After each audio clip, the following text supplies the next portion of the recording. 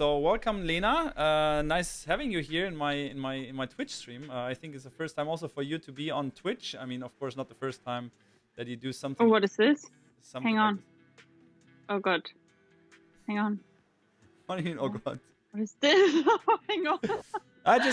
Just some fruit for the start. Like that, we know we're talking about food and we're talking about like some topics regarding food, and also of course some pasta and some pizza, which is not on the picture. But which is tasty. Definitely, and definitely also not all and every time unhealthy. I've also heard from Angelique Kerber, the girl that you worked actually with for quite a time. That's what we're coming to later. That she was in a tournament and she ate like every evening for the whole week a pizza. So she was eating a pizza, and then I don't know if you were at the time with her, but I know the story from the first hand from her coach at that time, from Benjamin Ibrahim Sadeh. He was telling the story, and she felt good, and the same happened the next days and the next days all over again after she felt comfortable, and then she said okay, she want to eat the pizza again. And I mean, if you do it a week, it's not the worst, I would say. It's more about like the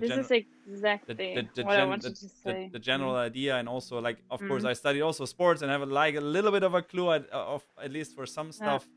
And also eating a burger, eating fries, and eating stuff. It's not like that. The pros, they don't do it. You see them also going to McDonald's, but you see them just once a month, maybe even if.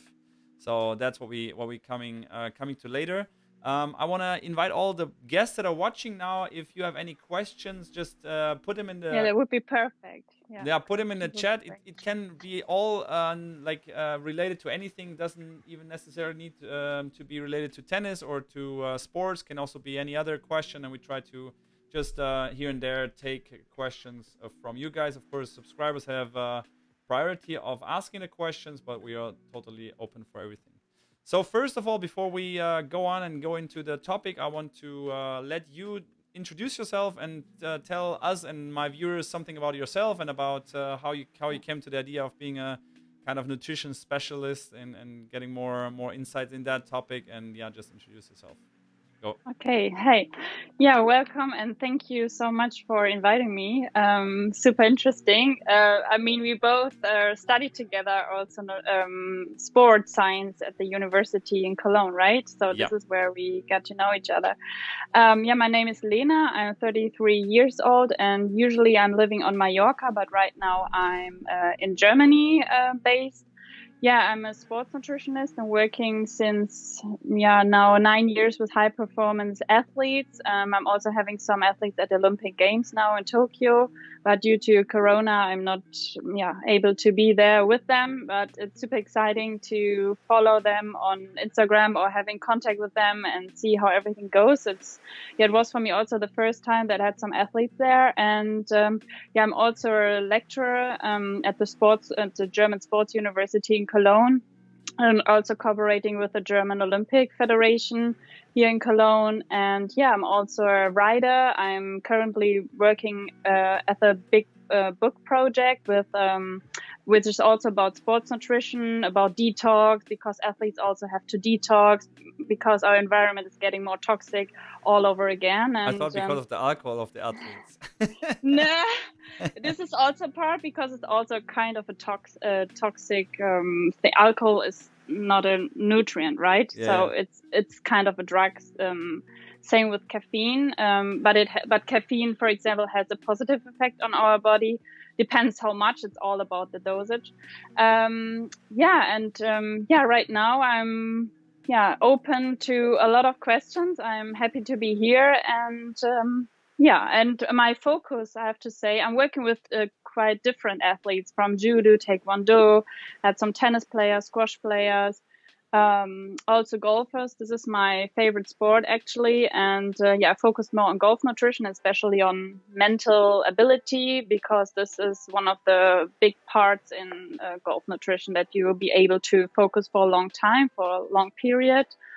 And last year I had the opportunity to get to know Angelique Kerber on Mallorca, but at this time of her career, she was she was injured.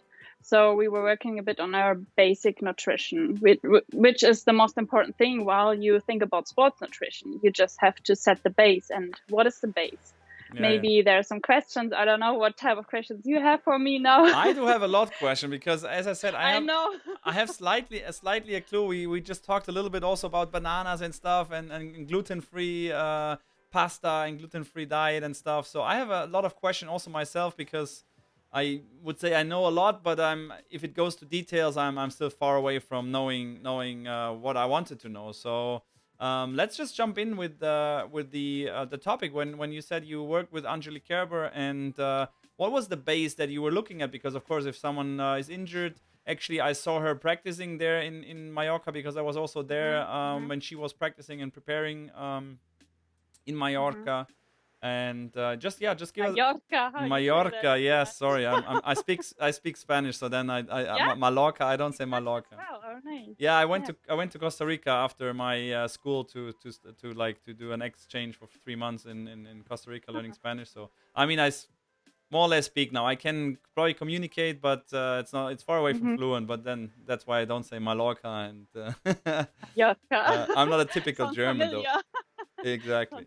So what is the base? What you were talking about? What is the base when it comes to nutrition and as a sports, as a Mm, professional athlete? mm, mm. In general, I mean, this is also her case, but in general, one of the most important things or aspects I'm observing during my career now is that athletes are not drinking enough and drinking the wrong stuff. I mean, this is a big thing, because especially in tennis, I just want to make the hint to tennis right away, because in tennis, I mean, your sweat rate is quite high. The sweat rate means how much liter do you lose during an hour while you're playing tennis. And usually you play tennis not in winter outside, you're playing it in hot conditions, and sometimes and oftentimes humid conditions. So Yeah. the sweat rate is really important to consider. And for example, with Angie, this was really interesting. I think I'm able to say that she was just thinking about her beverage intake while she was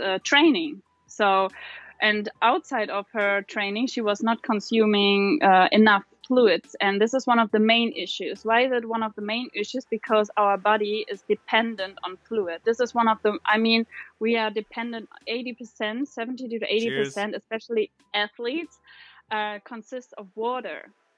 So this is one of the main issues. And why do we need water? We need water for our metabolic system.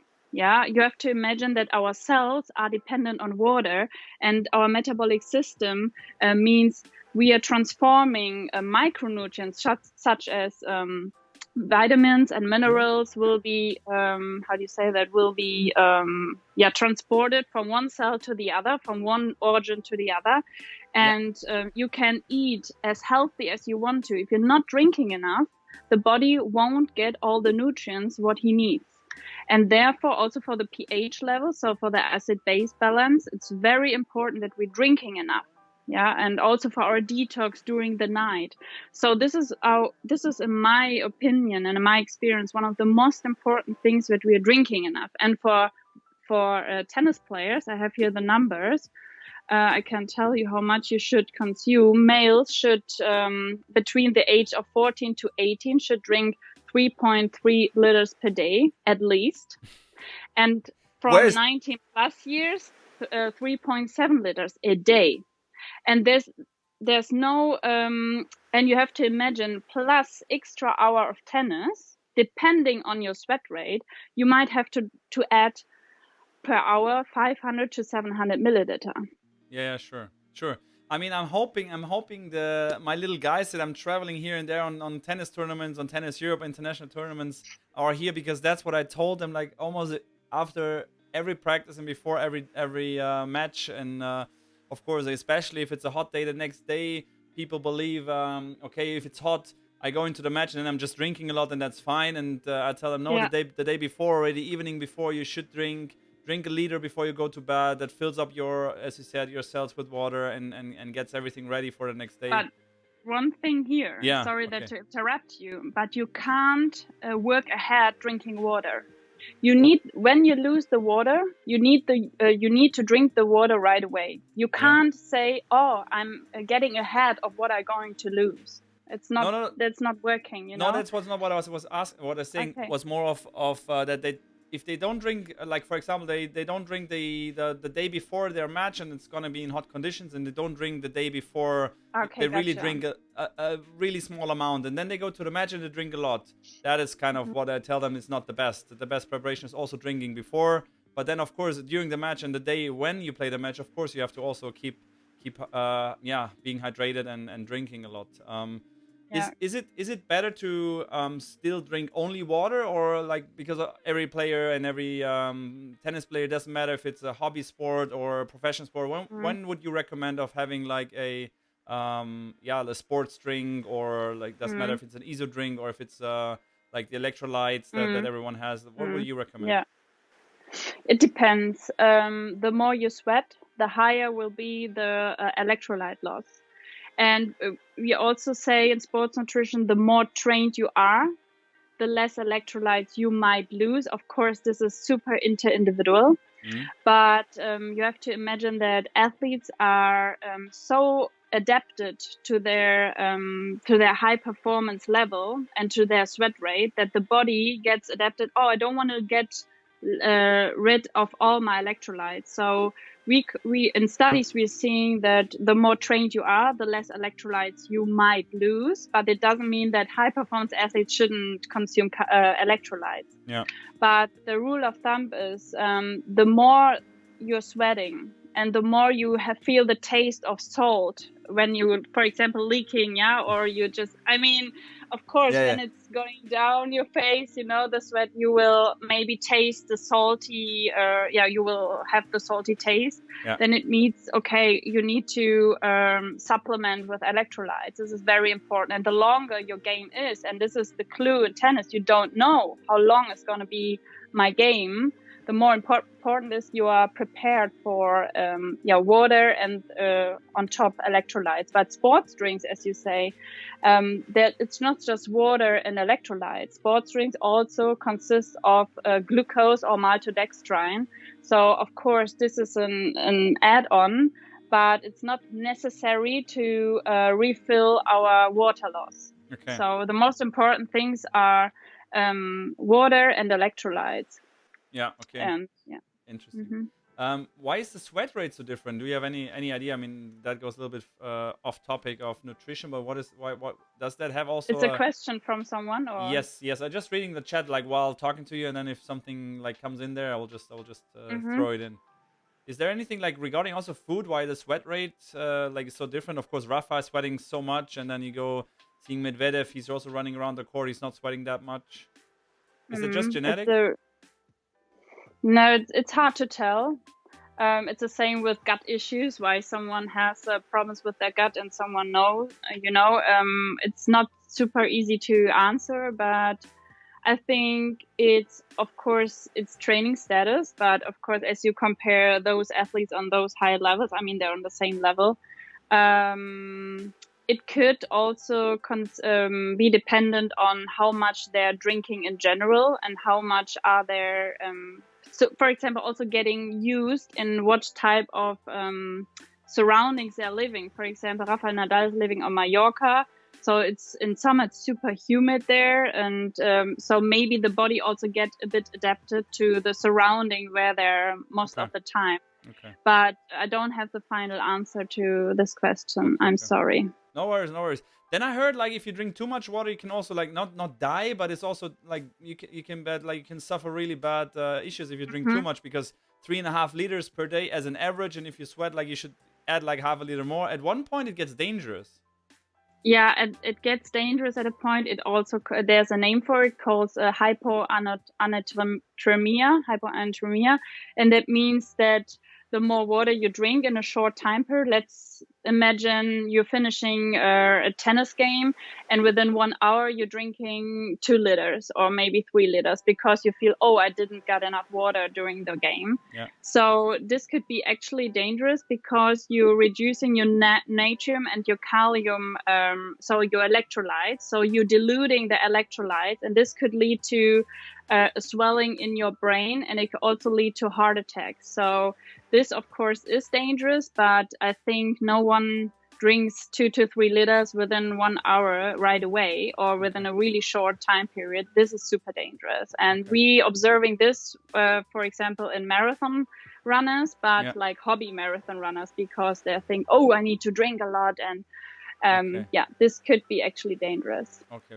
But it has also nothing to do if it's after sport or before sport, just in general. If I start now drinking in 2 liters. general, it could be also, okay, got it. I mean, of course, it's on top, it's more dangerous because while you're sweating, you're losing electrolytes. So you already have a loss of electrolytes. And if you're adding then water without electrolytes, like let's say normal tap water, and you don't put electrolytes in it, then it's going to be dangerous. But if you have electrolytes in your water, and let's say you drink maybe 1 liter an hour, this is not a big problem because the absorption rate of water is between 900 to 1,000 milliliter an hour.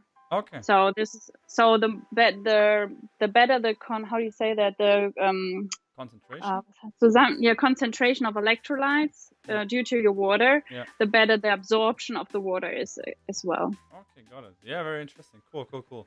Okay, good. Now we know what about the drinks. I mean, I had a funny situation about sugar in a drink. My player, like, he's 13 years old. I'm not sure if he's watching. If so, then he knows that I'm talking about him now. He was drinking an Afri-Cola.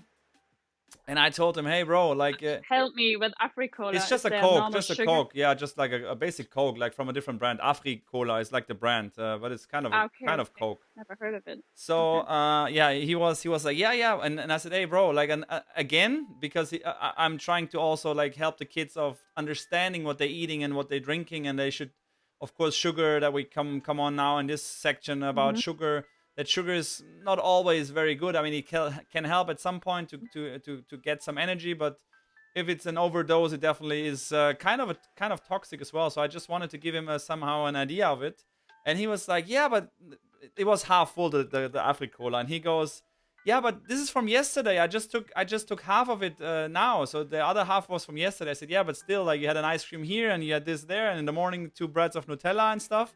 So I was just giving him, and I told him, okay, he has to do an essay about sugar. So he should Google about sugar, and at the evening, at the dinner, he has to tell, like, we were like 2 guys, me and another player with his dad. So we went to dinner, 5 of us, and I said, okay, here you have a 5 to 10 minute speech about sugar and what is good, what is bad about it, just to give them somehow an insight. And he started Googling, and while we were like there on site, and he was like, "Oh wow, this is a poison kind of. This is toxic." And I said, "Yeah, just go ahead and, like, write down what you find, and then just don't only go to Wikipedia, go to other sites and so on."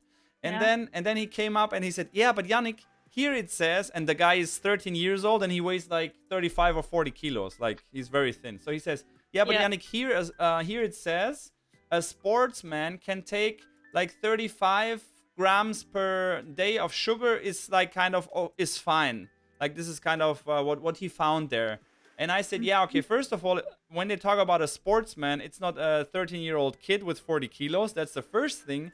And then I said, okay, interesting. And then he said, yeah, so that means I can take 3 bottles of this Afri-Cola. It was half a liter bottle. And I said, okay, interesting. Like, show me the bottle. And he came to me with the bottle, and he showed on the bag, and it says 11 grams sugar. And he showed me, look here, it says 11 grams sugar. But of course, this guy, and like most other people, they don't know it's per 100 grams, per 100 milliliters. So I said, but look, this is per 100 milliliters. And then how much is that? And he looks at the bottle and he's like, oh, damn it. Now you got me really bad. Because of course, it's 55 grams of sugar in that one bottle. And like half of the bottle is the average, like, amount that a sportsman should take every day for energy reasons. So just giving a short insight about it. I'm also eating, like, but sometimes. It's interesting that players are now considering, okay, maybe sugar might be not too good. It's helping me for a short time, but maybe not long term. Yeah. And this is the thing about sugar. Exactly. So let's just jump in about sugar. I just know the basic stuff. Of course, like, sugar, also to drink a Coke is not very uncommon on the tennis court. Just is the timing when and when not. You can see like a professional. If I see someone drinking a Coke and he's drinking it, let's say in the beginning of the match, I say, okay, this is a completely amateur. He has no clue what he's doing there, because that's what you should not do. because the sugar level rises up. You have Spike, like yeah. a better performance in a short moment, but after 20-30 minutes you just drop down and you completely lose your level. So if you take a Coke or something sugarish, whatever it is, they sometimes take a Snickers or a bar to eat with sugar. I also seen that.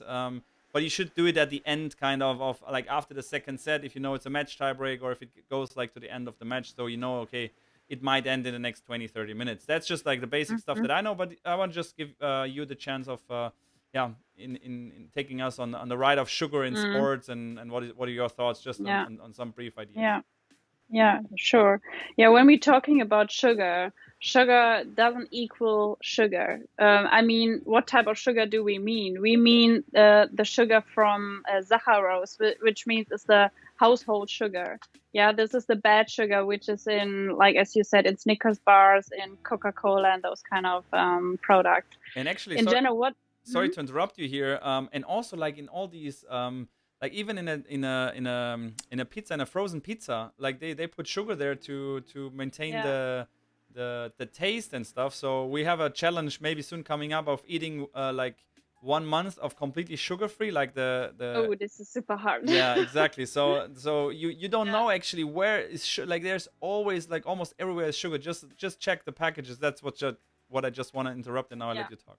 No worries. And this is a good point, because while you're checking the package, a lot of athletes don't know that you're going to find different type of names what you have to check for. For example, maltodextrin is a sugar, which is not a natural sugar. It's also a sugar which is made for sports nutrition, but it is already in a lot of products, or maize syrup or rice syrup, or there's so many names for sugar nowadays. So athletes don't know, okay, if there's written on the label, let's say 30 grams of sugar from 100 grams, you don't know, okay, what type of sugar they mean, Even on a yogurt, there's written 3.5 grams of sugar per 100 milliliter of yogurt, but it's the lactose, It's not the bad sugar. So this is super hard to define, first of all. The second thing is, what does sugar do in your body? It's the same reaction in your brain as cocaine. Yeah. So there you can imagine how addictive sugar consumption is. And the third thing is that sugar also has an impact on our microbiome, so which means our gut bacteria. So the more sugar you eat, the more your body is craving for the sugar. And this is super hard our body is so complex. It's super hard to define. Why do I have the addiction?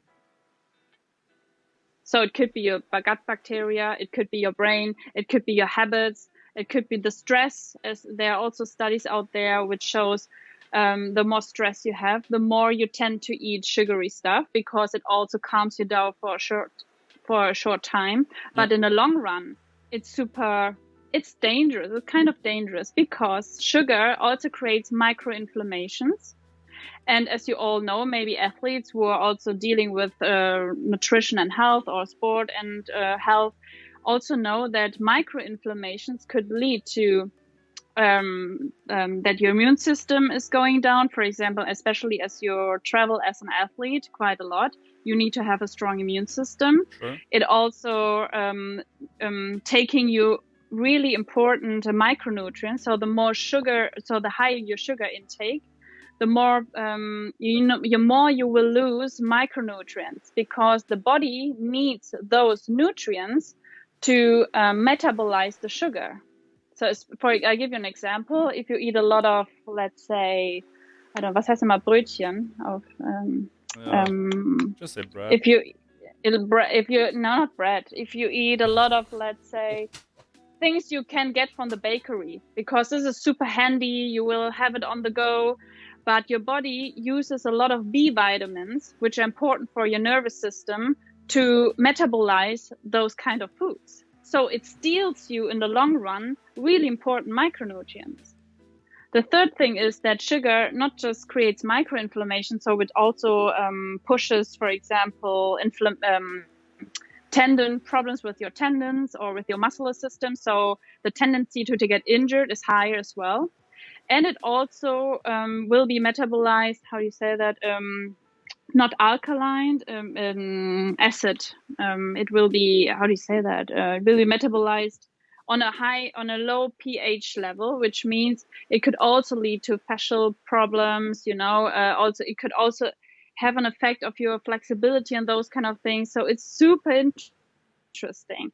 So when I'm working with athletes, we really try to go really low on our daily sugar intake, because sugar from a banana, or the sugar from an apple, or the sugar from a really good bread, or the sugar from a sweet potato, or from a normal potato, is a different sugar. It's a sugar, the glucose, which we need for that our bodies got to work, and for our brain and our muscle system.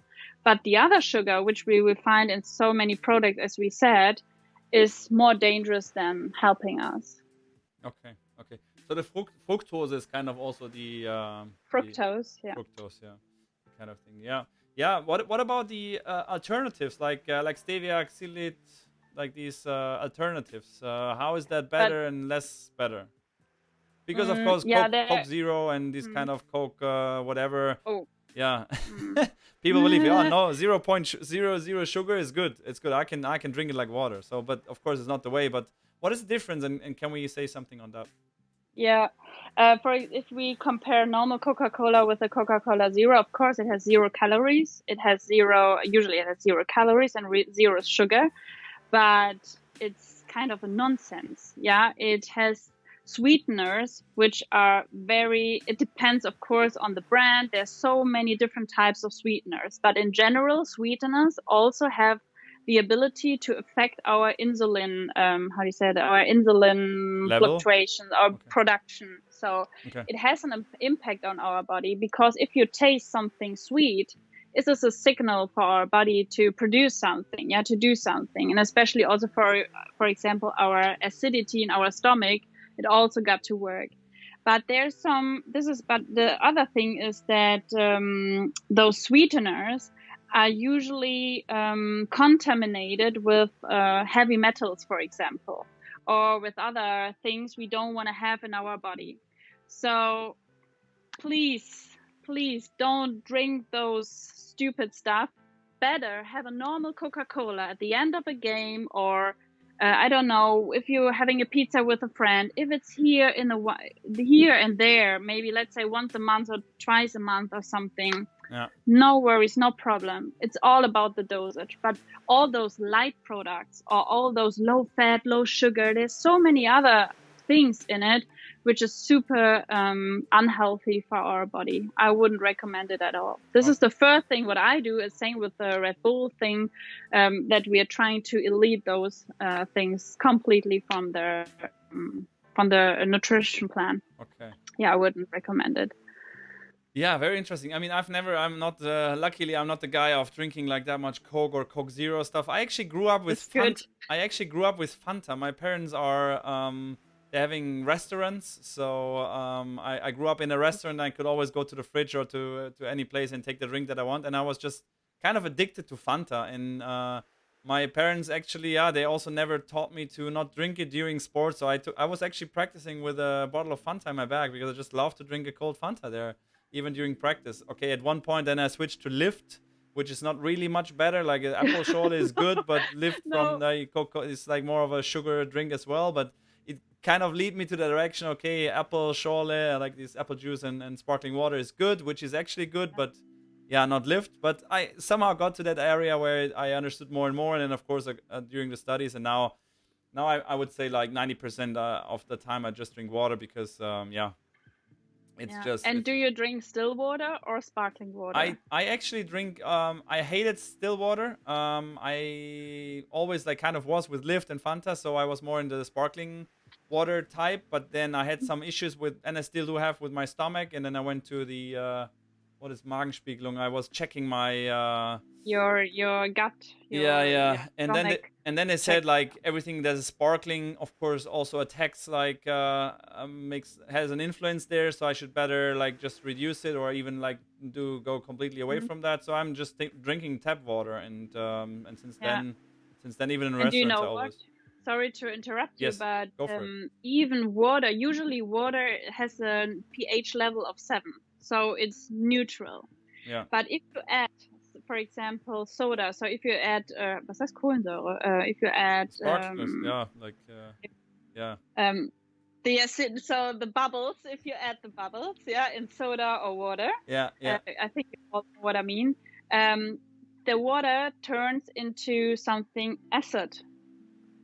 And while the absorption rate of water is super, or in general fluids is super low, while you add like the bubbles, so Okay. it also creates microinflammations into your small intestine.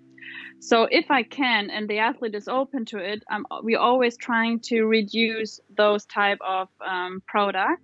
Of course, here and there it's nice, but in general, if you want to, if you're thinking about your water consumption, it should come from normal. I mean, tap water is also not the best way because it's not the cleanest water on earth, but it's better than the sparkling water for sure.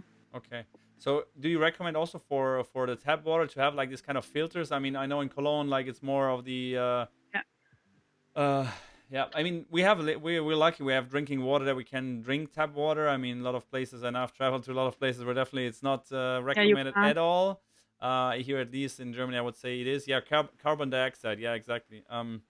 The question is it bad? Like, well, like he says, he's drinking 2 liters a day. Is that kind of bad, or what is he drinking? sparkling water? Yeah, I don't want to seem too dogmatic, but I would, in his case, maybe I would try to have 1 liter of water without carbon dioxide and 1 liter maybe with, or maybe the medium or light variation. But in general, the less carbon dioxide, the better, because it's not a neutral water. It's not neutral fluid, what he's consuming. I would reduce it. If he has problems, I don't know how old he is or she. If he has already problems with digestion, or he has problems with headaches or problems with injuries, then it should be something you should consider to think about. Okay. Yeah. Cool. Nice. Very, very, very interesting and very good. We jump back to like the food section. We had the banana topic and the gluten-free topic. And then you can just actually explain what I told you, because I said, okay, the banana is kind of not the sports like the ideal food anymore, because it just takes very long to get energy from the banana, and then people believe that you get energy from it, but actually I said probably you don't. That's why they switched to dates, which you have like right away energy very fast. And yeah, just let me know what you told me about the banana topic, like during the sport. Yeah, as it is in nutrition, it all depends. So it depends in what type of situation do you use what type of product. For example, because when we were WhatsApping, you said during the game, I'm not recommending, or a lot of athletes think the banana is not the good, not the perfect, or not the ideal snack. Yeah. On court. Of course, the date is super good because it has a lot of glucose. It also will be metabolized on a base level. It also delivers a lot of micronutrients, a lot of minerals. So especially the medjool date from Israel is a very good. I mean, Djokovic is eating it as well on the court. It's a very nice snack. But at the same time, the banana, of course, it depends when you eat what during the game. So, you know, the grade of maturity, how ripe a banana is a grade of maturity. I don't know how you say that in English, but Reifegrad. Yeah, you know what I mean? Yeah. It's a how brown it is. That? Let's say how brown the banana. Let's say a banana consists of glucose and fructose. And of course, glucose will be easier absorbed and directly into the bloodstream also already within our mouth while we're chewing something. So the date just consists of glucose. So therefore, it delivers the energy right away. Yeah. But the more ripe the banana is, the more brown the banana is, the more glucose it has as well.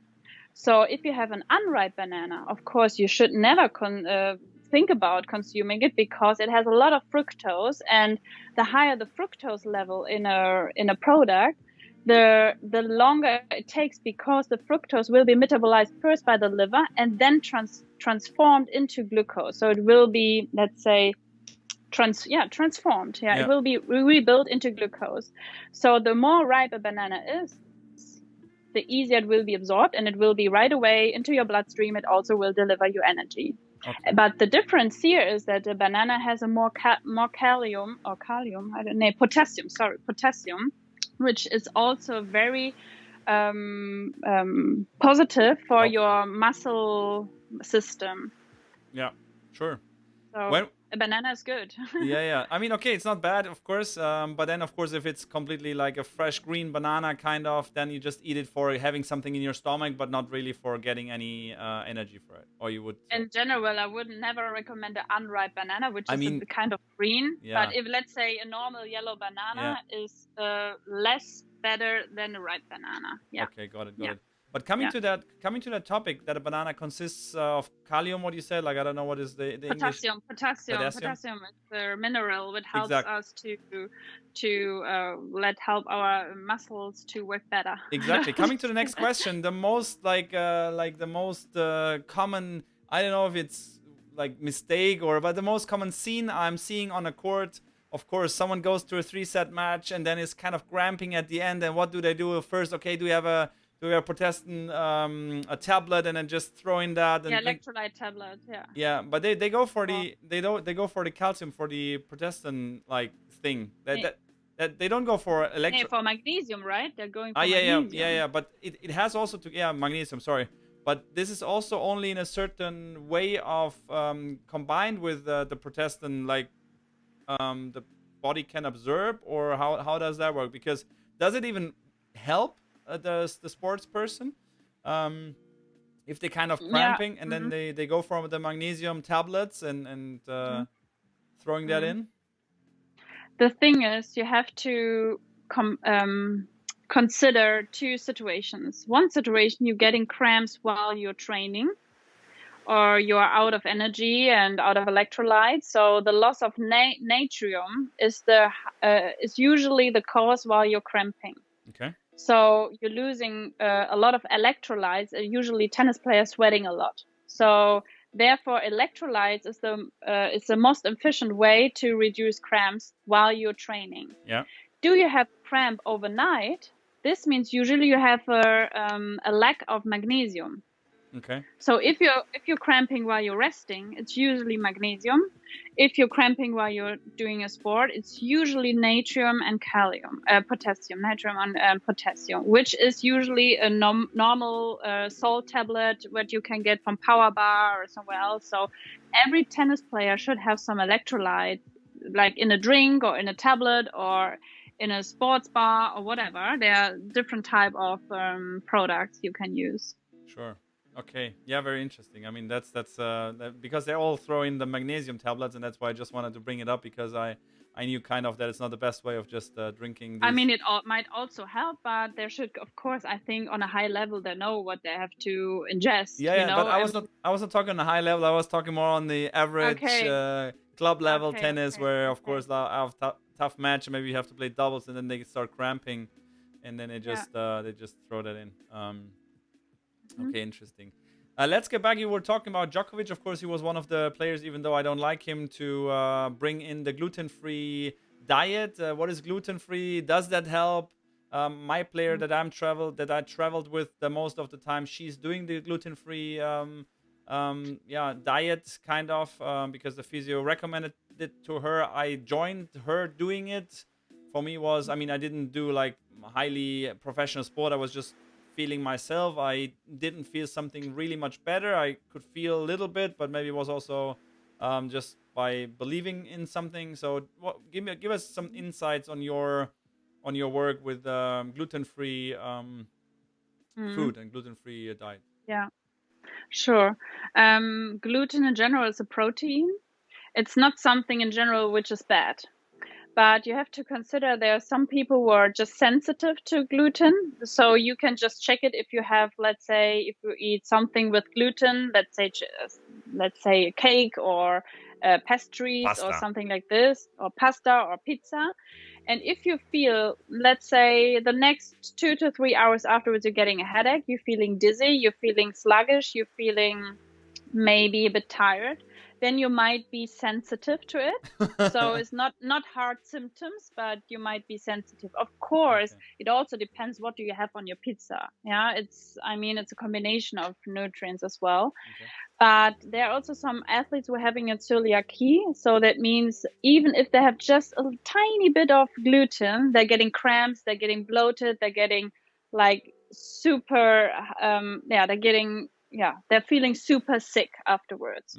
So these are two sections, first of all. And gluten, you will find it, of course, we said, in pasta, pizza, in pastries, in cakes, in I don't know, in cookies and those kind of things. And of course, Beer. those kind of foods are super handy, they taste good.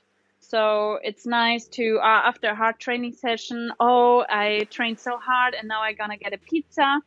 But you have to remember, guys, the harder you train, the less gluten you should eat, because more and more people, more and more athletes, because they're training on such a high level, their immune system is usually on a, let's say, on the border, Yeah. and you will, how do you say that? You will, I'm missing a word.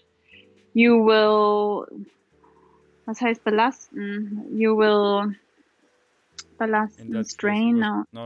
It will be harder for your body to recover the more gluten you eat, especially if you're sensitive to it. I also have really nice experience with athletes who are reducing, not to a level of 0, but let's say here and there I have some pastries, but not on a daily basis. Yeah. I would recommend to reduce it, but it's all about the dosage as well. And I would also consider gluten-free grains, such as millet, such as buckwheat, such as gluten-free oats.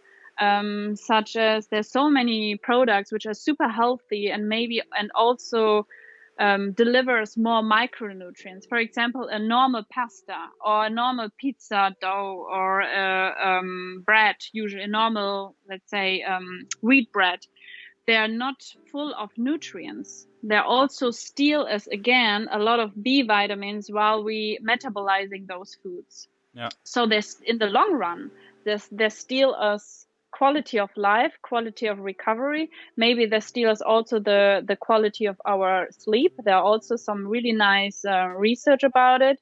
The cleaner you eat, the better you sleep, and the better you sleep, the better you recover, and the fresher you feel the next morning. Maybe you can have a test, have a pizza, and see how do you feel the next morning.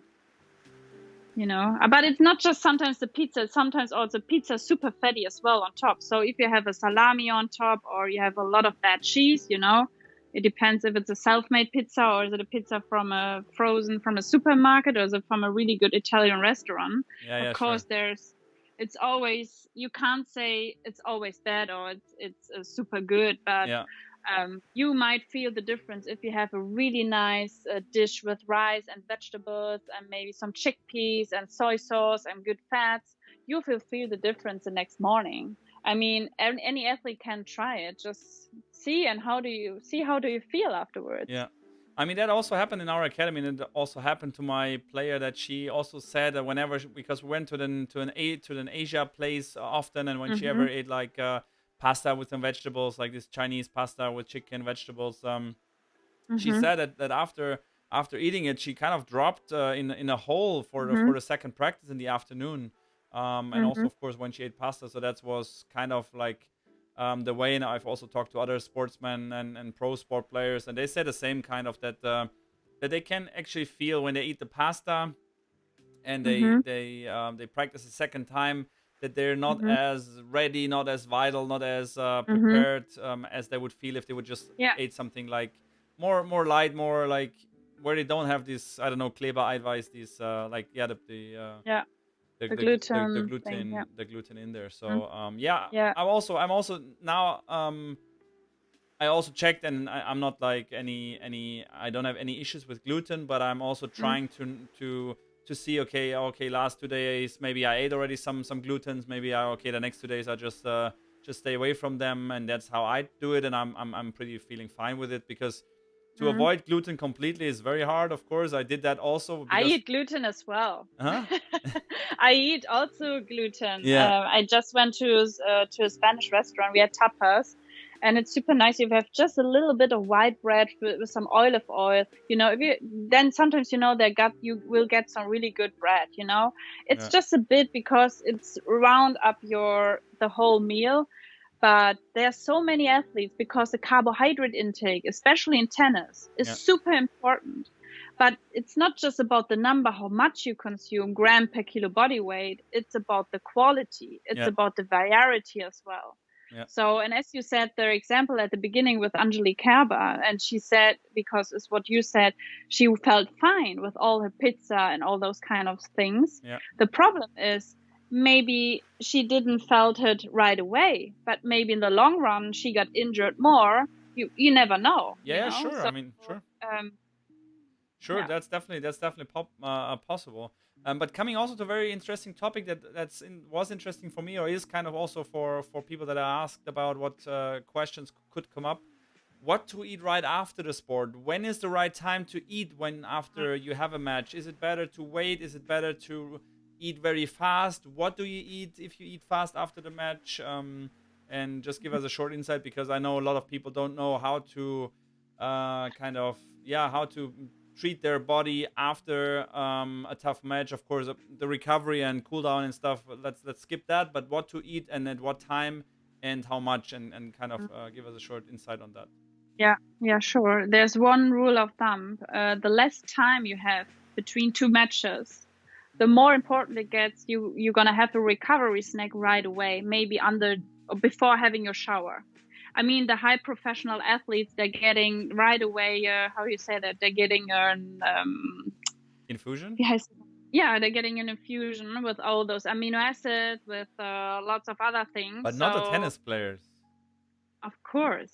When they're do. In the physio I've room, never ever seen so. Yeah, but they should get directly. I've heard it. I saw it. I mean, somebody if we're talking about 5-set match on Grand Slams, then I might get it. But on an ATP tour level, on a 3-set match, no one is doing it. Of course, if it was tough. I mean, on this high level, especially if if they have just sometimes one day to recover, they need like all what they can get. Yeah, sure. Okay, so, I got it. Let's say on an amateur level or also a professional level, the less time you have to recover, the more important gets your recovery nutrition. Okay. So first of all, there's a rule of thumb. Within the first hour after your game, you should, of course, first replenish your water loss. Yeah, really important. And in combination, you should have a snack which combines protein and carbohydrates. And the rule of thumb here is around 50 grams of carbohydrate and 20 to 30 grams of protein in combination. If you want to have it a bit more individual, it's 0.3 gram per kilo body weight of protein within 1 or 2 hours after a game, and roughly about 1 up to 1.25 grams of carbohydrates within the next 2 hours after a game. So this is about just the recovery snack. So what could it be? It could be my favorite, for example, working with athletes.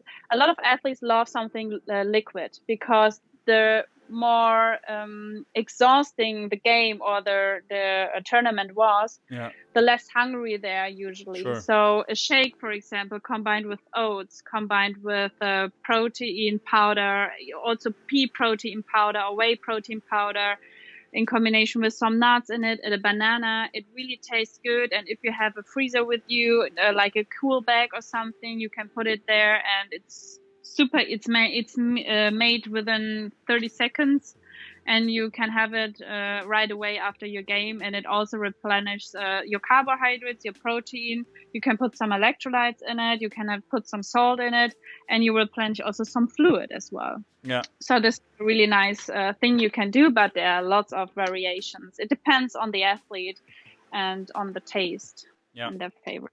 I can completely agree on that, and I can also agree on what I've seen on tour when I've been to these bigger tournaments where they really do everything professional. After the match, the first thing is they go to the fitness area. They sit on a bike, they cool down, and even while sitting on the bike, they're already drinking their protein shake. They even, I mean, my player did it himself. On the big players, you see that someone else is in charge of that, doing the drinks for them, and then just hand it to them.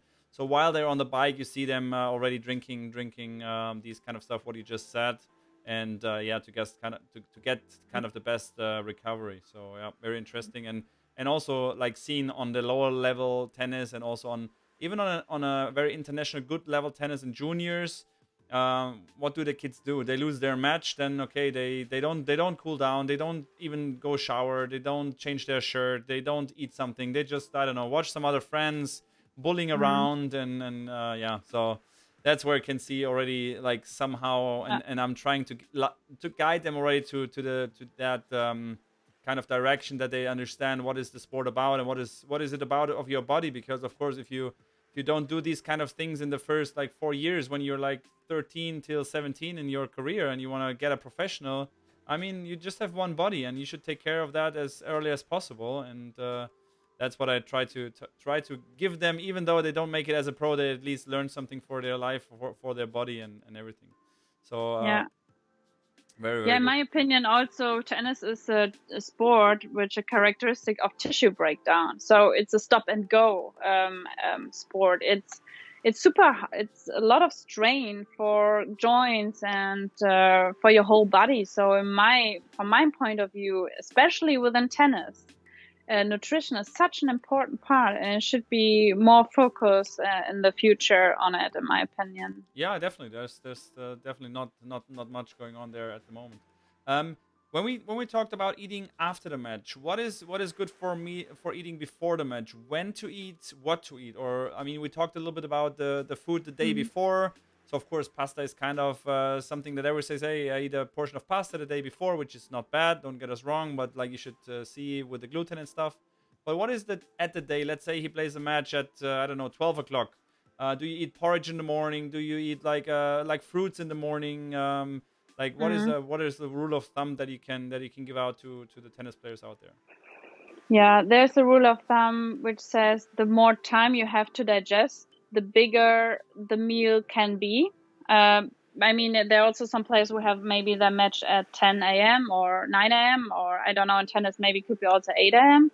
The less you should eat, because if you have something heavy within your stomach, where's your blood? Your blood is within your digestive tract and not within your muscles and not in your brain. So therefore, the more time you have to digest, the bigger your meal can be. And then it's about what is let's say the composition of the meal. Of course, we need carbohydrates in terms of bread, or it can be oats, and it can be fruits. Then we need proteins in terms of, it could be yogurt, it could be kefir, it could what else? It could be peanut butter, it could be like an egg or something. And then you need some good fats. It could, especially omega-3 fatty acids are really important, because they're also anti-inflammatory. And omega-3 fatty acids such as linseeds, or it could be linseed oil, for example, or some good nuts. But the composition is really important. So that means if you have just 2 hours to digest before you're playing, the more carbohydrates, the higher. How do you say that? I'm missing a word. The ratio is important. So the ratio of carbohydrates is higher, the less time you have to digest. So usually we're saying 60 to 70% of carbohydrates should make your meal before a tennis match, and 15 to 20 grams of protein, and the rest of it will be the fatty acids, the good fatty acids. So I have a really, really good experience with the porridge, for example, as you said, with banana, with some peanut butter and with some good nuts and maybe some blueberries on top. This is a really nice option. Or maybe also if you do, I have also some athletes who don't like eating nuts before going into a game. A really nice option here is coconut yogurt. It's a really nice combination and it really tastes nice. Cool. I mean, that sounds very good to know. But when we say regarding a match and they play let's say at 12 o'clock, of course they have either the choice of eating like something bigger for breakfast, or of course sometimes they don't like to breakfast, so they just eat like maybe a little bit, and then they should look to eat something before the match. What is a meal they can do? I mean, my player, I can tell you, he just ate a portion of rice with olive oil. That's what he kind of ate whenever you don't know, because of course sometimes on the tournaments they tell you, hey, you play the next match, and they're in the middle of the second set, so you don't know. It can be 20 minutes, but it can also be 1.5 hours. So you just somehow have to adjust. Whenever the second set kind of equalized, and he said, okay, he has at least another 45 minutes. He just took a short portion of rice with some butter or some olive oil and to just extend. So your question was if you have you're starting your game at 12, what do you do beforehand, right? Yeah, well, let's say at 1, like the between time where breakfast is kind of not enough. This is a hard time, yeah. Yeah. What is the meals that you can recommend, like as a short in betweener kind of? Yeah. So peanut butter. Yeah, just recommended in the chat. Yeah, in general, it's important if you as an athlete you have a rhythm. For example, you have usually the rhythm having your breakfast between 8 and 9 a.m. Let's say. Yeah. Then it's super important you have your normal breakfast, independent of when your game is, when you have to be ready. Yeah. So because you've got, let's say you have your breakfast at 8, so we've got another 4 hours until you play. So of course, this will be to less energy, and especially in tennis, what is important to always fill up your glycogen stores, right? Your glycogen stores are your sugar stores in your liver and in your muscular system. So after 2 hours, let's say you had your breakfast at 8 a.m. and let's say at 10 a.m. It depends a bit, of course, of your warm-up routine and those kind of things. Yeah. I would recommend a shake. I would recommend, or maybe a bar. I would recommend maybe the same as you had for breakfast, but just a half portion, because this is something you feel familiar with. In sports nutrition, it's not just about on the competition day on variety. It's about what do I feel comfortable with, and what can I tolerate good, and it's really important. If you're on a high level, you should always have maybe 1 or 2 or 3 sessions. I don't want to make an advertisement for myself, but in general, you should have a consultation, because you can calculate how much grams of protein, carbs, and fats do you need during the whole day, and how do we distribute those what you need into your meals, into your daily practice. Yeah. Now, of course, this is just theory, but those theory needs to be transported into practice. So therefore, it's really important to know how much carbohydrates do I need, how much do I burn. Yeah, sure. This is super important. And of course, the third thing is, what type of snacks do you bring with on the court? I mean, you should be prepared for that, because you don't know if you have a 1-hour game or 3-hour game. Why are you laughing? Because I know that no one is prepared. I see all the kids, like, they're going there, even they have like half a bottle of water with them, and then after the first set, Daddy, can you bring me some water? And I'm hungry, like, do we have something? And then I see the parents running around, like, and I'm like just laughing. And I was like, yeah, of course, in the tennis bag should be enough water. There should be some bars. They have some gels as well. Like that's coming up, like while during the sports, and even if it's dates or any banana, but like, yeah, have something in the bag and be prepared. I mean, that's very, very important. Yeah, I would say also one final thing to this situation. If you had your breakfast, which was a proper normal one, and you feel satisfied, you should have 1 to 1.5 hours before you game something which has a lot of carbohydrates. Of course, a bit of protein, a bit of fat, but not as much as you had for breakfast. But like what? For example, like what? What has a lot of carbohydrate? What has a lot of? Oats, millet, sweet potato. I mean, I had some athletes who love sweet potatoes beforehand. I mean, not tennis players, but other from other sports, Avocados? like mashed potato. Oh no, avocado is full of fat. No, just maybe the question was for another topic, but someone wrote, "What about avocados?" They're healthy, but not in that moment. Not in that moment. It's all about timing in sports Okay. nutrition. And what Okay. else? It could be like a bar. So I don't know what type of bars do you use usually in tennis. There's some brands, right? I don't Yeah, know sure. Yeah, sure. what type of brands do you recommend? I'm using a bar from Dropshot Tennis. That is actually a guy that I know that he played tennis and then he went to kind of the nutrition side. He does these protein drinks and also electrolyte drinks, and they have a bar pretty nice with nuts and dates and dried Yeah. fruits and chia seeds and something. It's like very Mhm. very good, and Yeah. that's kind of But the ratio of carbohydrates should be high because now I hear, I hear you said nuts, chia seeds. It's all fat. Yeah. So you have to be careful a bit about that. Some athletes get really problems with eating a lot of nuts before they're heading onto the court. yeah. So because I mean, tennis is a sport with a high VO2 max. So you need to be careful with a lot of fats beforehand. Yeah, sure. That's for sure. So no avocado here. Um, Mm. Another interesting question when we're coming slightly to the end here. Another important question is about breakfast. So many thoughts about, is it important? Is it not important? I mean, the guy that I'm doing the podcast with here, he says he's doing the 16-hour fasting, so he's never eating The breakfast. He's just, intermittent fasting. huh? Yeah, but Intermittent I think he's fasting. even doing like 20 hours. So he's just eating between like 4 o'clock in the afternoon and 8 o'clock, something like that. Give us a short insight on your opinion about, because I'm a guy that is not breakfasting kind of. I mean, if I'm on the Mm. tournament with the kids and Mm. everything is there and fruits and like everything, I would love to Yeah. breakfast. But at Mm. home, I don't know.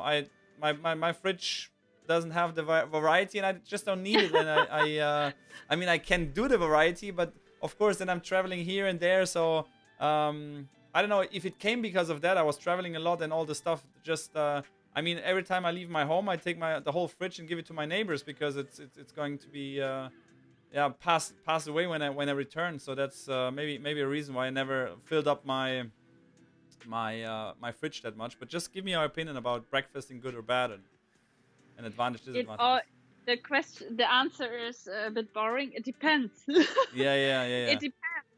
I mean, are we on a competition day? Are we on a practice day? Do I have a day am I injured? Am I just lying in bed? You know, it depends. But In just general, but just saying but just saying even for competition, if I play a competition, let's say at 11 o'clock, and if I play a match and I'm still playing sometimes matches, mhm. I mean probably you won't like to hear that, but I'm not breakfasting. I'm not eating breakfast. I'm drinking. I'm maybe taking a bar during the match maybe, but I don't sit down and breakfast. Maybe it's bad. I know maybe it's bad, but I feel like the body adjusts so much. I mean, I did that for Mhm. years now, no breakfast, and I was practicing like 2 3 hours with my academy students, and I knew lunchtime is my food time. So Mhm. Mhm. and Mhm. now is the question: I'm with you. is that bad, or is a body just able to adjust when he does it Mhm. like very often? In general, I would say the body is such a wonder. It can adapt to so many situations. And I think maybe your body, because you said you're doing it for a long term now, for a couple of years, your body's getting adapted to get in the fat metabolism. So it knows how to use your fat metabolism. Maybe you had beforehand at nighttime a big dinner. I don't know. Maybe you're a dinner person, a lunch and dinner. I don't know. But that So, has it kind of combined, because of course, because of I'm a tennis coach, my working mm, hours throughout the last 10 years, they were always like late till like, let's say 6 7, like, at least sometimes even 8 or 9, giving lessons on court. Then I came back at home and I started eating dinner at like, let's say 9 or even 10, and then of course I mm, never went to bed before, let's say, I don't know, 1 o'clock. Sometimes like between 12 and 1 is my usual go to bed time. It's just like the whole daily mm. working hours, eating and then sleeping. I don't get up before 8:30, never, kind of. So I don't need to go to bed at 11. So that's kind of completely like switched to a No, certain yeah, area of the yeah. day. But So. But what I wanted to say is, if you have enough carbohydrates on lunch and on dinner, your glycogen stores are stored, are full. Full, yeah. So therefore, your body is able to use those glycogen stores while you're practicing or while you're playing, during a tournament. Yeah. I mean, if you would play a 3 or 4 hour match, then if you're not breakfasting, that could be your death. Yeah. But if you have maybe a 1 hour, 1.5 hour, or 2 hour game, it might be okay because you're having your snack. Yeah. But for let's say for a young athlete or for someone who's playing on Saturday or on Sunday, they should have a breakfast, because I will not recommend the energy you will not. I mean, the energy you will lose on those tournament weekends. Yeah. You won't be able to absorb to ingest those energies just in 2 or 3 meals a day. So this is why high performance is dependent on regular food and regular micro, macro, and energy intake on the day. So in general, for high performance athlete, I would recommend to have a breakfast, even if it's something small. Okay. Yeah, I mean, I will never recommend that to anyone to do it, because I know actually also from, of course, the sports studies that it's better, of course, if you have like something eating before you go to practice or go to a match. I just had also the general idea. Is it actually in general bad, or is it in general like something you have to do or not? As I said, I lived with it, and I never had the feeling of, even if I really worked like 3 hours in the morning hard, because I worked with professional athletes and I was playing and hitting kind of like a match for 3 hours, sweating. I never had the feeling like, oh, I'm so hungry. Of course, when it was lunchtime, I was happy to eat, of course, but it was never in the time when I was like, oh, I feel like tired or bad because I didn't eat any breakfast, or I didn't get some energy in the morning. So. Yeah, but in general, I mean, intermittent fasting is in general super healthy, because you're cleaning your cells. Sometimes it's healthy, maybe just skip a meal. Yeah, but it depends. If it's in a practice session, it can be super healthy. That's always healthy. Skipping the bad meal is, I think, is the best advice that you can give, guys. So whenever you have a bad meal, just skip it, and it's the best for your body. And yeah, I completely agree on that one. Perfect. Do you have something last? Now I will just read one of the 2 last questions. In the meantime, you can give one of your advices that you want to throw out there, that you see with kind of amateur players or with sportsmen. Oh, one question. I'm really interested, because I'm playing also a lot of chess, also on the channel. And you said you are working with golf professionals also, that they have to focus kind of, at one point, like 100% focus, and then of course they go on walking and like kind of thinking about it. Like, what do you recommend also? Like, I don't know if I can combine chess players a little bit with the golf players, at least more than sumo ringers or like marathon runners. So can you give a short insight on the nutrition and on the food side of life? Nutrition and focus, you mean? Yeah, exactly. In the case of playing chess or having these kind of sports where you really need to have a certain time of a huge focus. Yeah. The most important thing actually is hydration, because there are studies out there, for example, who are made with golfers, and they're showing even 2% of body water loss. So 2% of your body weight, you can, I'm 60 kilos, and 2% are 60 milliliter of water. If I'm already losing 60 milliliter of water, it could affect my ability to make good decisions. But you said 2% or 1%? 2%. Okay. No, 2%. If you calculate it, 2% from 2% body weight loss is it's 100. Like then it's 120. 120 milliliter. Okay. It's just a tiny glass of water. Sure. You have to imagine. So water intake is the key factor. So I don't know how long you play chess. I don't know how long it takes to a game. A chess game takes a chess game takes between, a classical chess, I would say between half an hour and 2 hours, but I'm playing like the short versions, like 3 minutes plus like some increment. But sometimes I also play Mm. like for 4 and 5 hours, maybe also sometimes longer.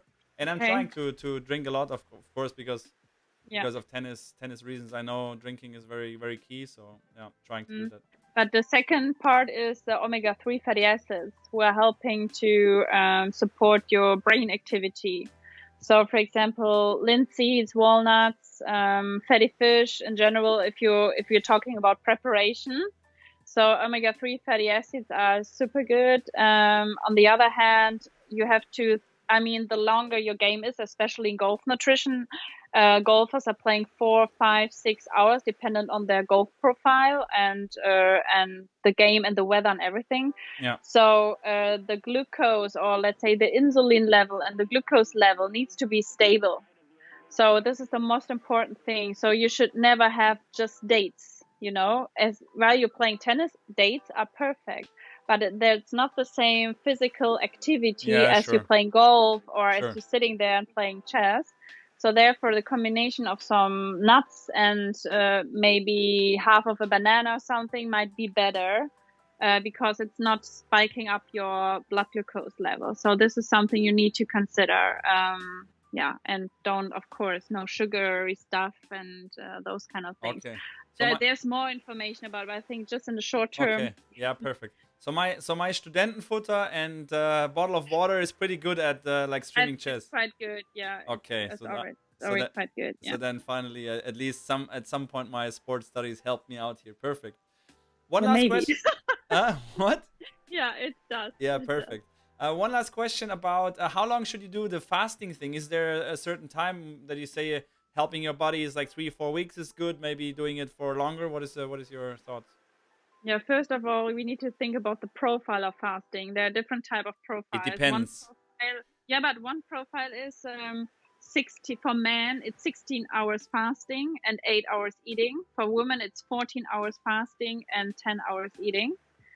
And there are also type of intermittent fasting, as you say, once a week, I'm not eating at all.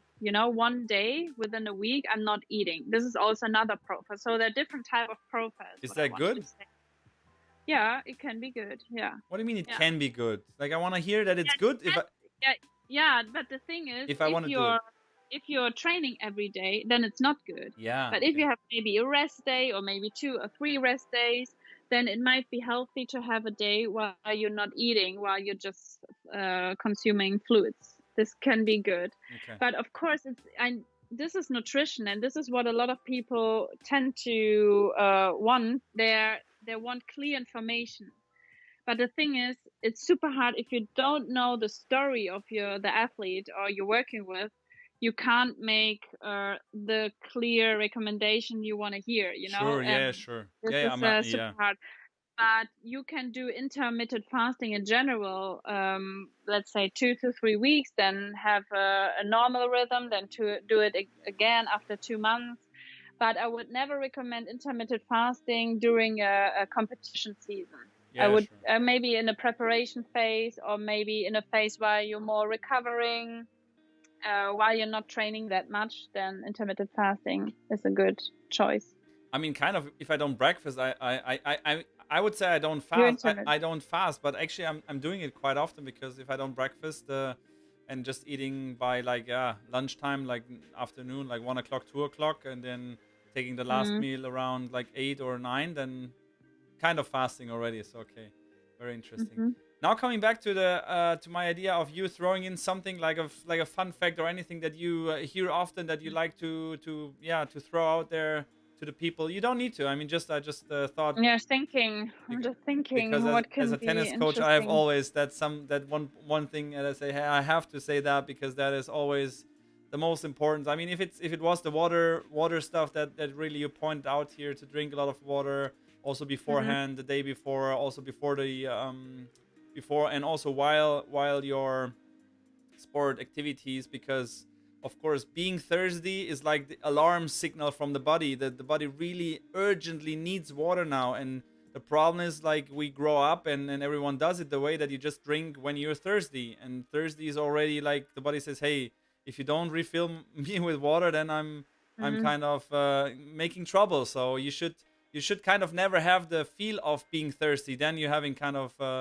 a good level of water. So this is not completely true, because there's a lot of research done at the moment about this topic. Actually, okay, it's super interesting, because feeling thirsty while you're sitting, let's say you're sitting the whole day and you're feeling thirsty, this is a good alarm. You should drink, you know, it's a signal you should drink something. yeah, but if you always drinking before you getting thirsty, this is not always good, because it doesn't train your body to send you signals. okay, But if you're within a marathon and you're getting thirsty, this might be a problem. You know, it depends again on the situation. And for tennis players, you shouldn't get thirsty during a game. And yeah, this is what you said, it's properly. So it's an urgent need already. You shouldn't get thirsty, and you shouldn't feel hungry. This is even more, this is not more important, but it's also very important, because if you feel, oh, fuck, I get hungry during my second set, then you know, my glycogen stores are getting empty, and okay, this is super hard to fill them up, especially if you are a nervous tennis player, let's say. This is not that easy. And then you should have some sports drinks right away, because they could help you to, you're not going to fill up your stores during a game, but you will help your body to keep back on track, or to get back on track. okay, Yeah. perfect. But I don't have the one final thing. But one thing in general, maybe it's independent of tennis. Guys, you should listen to your body, and you should maybe read here and there about nutrition and try something, and never try a new nutrition practice or strategy while you in competition or before competition. You should always try new strategies while you're in a practice game, and just see how your body reacts, because every athlete is super individual, reacts differently on different days, reacts differently to special products. So therefore, trial and error is sports nutrition. Yeah, I can 100% agree on that one, because that does not only is the case with sports nutrition, that's also the case with tennis technique stuff, and with changing something, or with like experimenting. Like, you should always try to consider to do it in a practice match, and then see how does it work, and then yeah, implement it Exactly. in your match, or in your daily routines, or not. Interesting, intense, Lena. I would say this was like 1 hour and 50 minutes. I think that was very informative, not only for me, as I kind of think I knew most of it already, but still some stuff that I learned as well. That's what I love to do it. These kind of things, even as a a person who studied sports and has been in the professional area for like now almost 15 years, still can learn here and there some new things. And really appreciate it that you joined here. I just typed in the chat on Instagram the profile. Just go there, give her a follow on Instagram if you have any questions. Of course, she's happy to help you out. You can get in touch with her. Most likely it's the easiest way on Instagram, before I put in your cell phone number here. And yeah, was a pleasure, Lena. Thank you so much Thank again. you. And we definitely keep in touch if there's any other Of course. stream coming up, or if I need your help, I'll definitely always consider contacting you. Thanks again, Okay, Lena. perfect. Thank you for your invitation and for your good questions. Yes, I try my best, and also the community helped me out here and there with some good questions. So perfect. Thank you so much. Have a good evening, Lena, and Thank you. we'll talk. Thank you so Perfect. much. You too. Bye Bye bye. bye. Bye bye bye.